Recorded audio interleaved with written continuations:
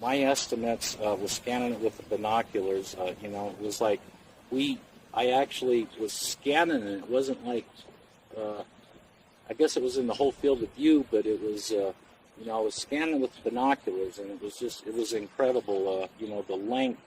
I would say I still think it was about a mile long. I got here a couple minutes. Brandy started saying, you know, Daddy, there's something up in the sky. I didn't pay attention to her. Again, she said, Daddy, there's something up in the sky.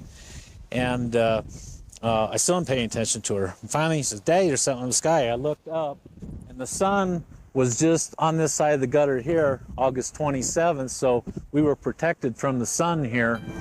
This is what Tim saw. You're watching the actual videotape he recorded that day. Dad, can a spaceship grow bigger like that? Huh? Huh? Uh-huh. It could? Tim taped the object for more than an hour. His father also saw it. I says, my gosh, what is that thing? And to me, it appeared as a long pencil-like aluminum foil triangle object in the sky, moving erratic, but staying the north and west of the sun. Number one, it happened during the day, and we just don't have that many sightings that are captured on tape during the day. Number two, it's a large cylindrical or cigar-shaped object, and there's not a lot of those seen, and there's not a lot of video footage of those available. Similar sightings were reported in Sacramento on August 21st, in Grand Junction, Colorado, the morning of Tim's sighting, and in Boulder, Colorado, on August 27th and 28th, by 7 different witnesses. All described what they say was a cylindrical-shaped craft. I am 100% convinced this is a craft from another world. There's no doubt in my mind, and this will come out in the lab, no doubt.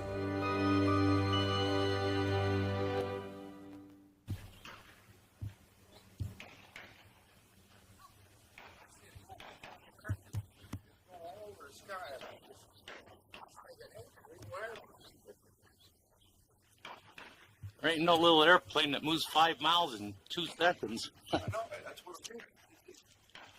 It's moved more than 5 miles. It moved over that part of the sky there. It probably moved 500. It probably moved 100 miles in a matter of a second or two. Huh? Dad, can a spaceship grow bigger like that? Huh? Uh-huh.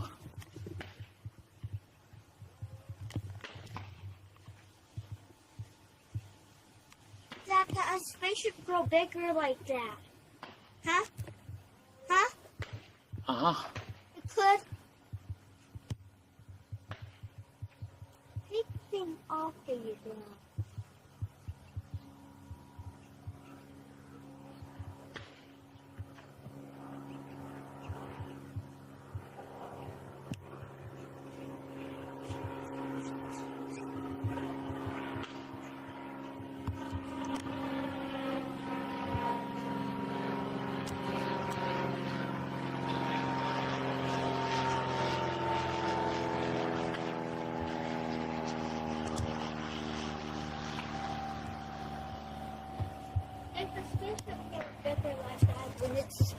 Go get the binoculars.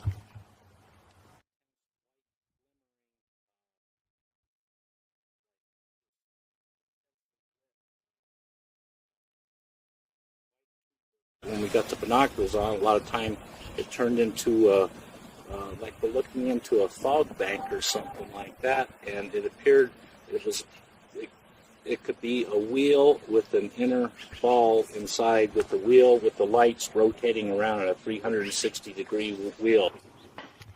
Oh! Jesus. Oh. Yep, there's something going around it.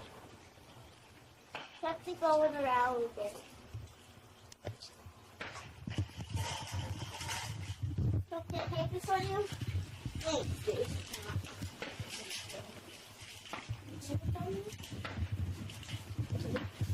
Thanks, There's 3 of us, me, Brandy, and my dad. All had binoculars on it during this time frame too, during my pausing and filming. And through binoculars, we could clearly see a double row of rectangular windows on it, going from a light sequence of a red to a pale green to a red across the craft. It appeared, to go across in almost like a a wheel on a car or something to go forward and back, an osculating effect. The skin of the craft, which that was the only skin, was in between the windows, was equal to the height, about half the height of one of the row of windows, and so there was this skin between the windows, but the craft itself was all lights, except for that, the double row of lights were continuous with no structure in between each light. It was a solid light around it. Through all the telephone calls, I made the 7 telephone calls to the sheriff's department, the radio station, twice to the restaurant. Was able to get one witness, a cook, to witness on the north side of the restaurant at the same time. I failed to say that, I said it was up by the sun. I failed to tell everybody that you need to block out the sun. It's just north and west of the sun. And so it pretty much stayed in that, it did stay in that same area the whole time we viewed it. When the craft left the area, I was on the phone with Peter Davenport, National UFO Reporting Center.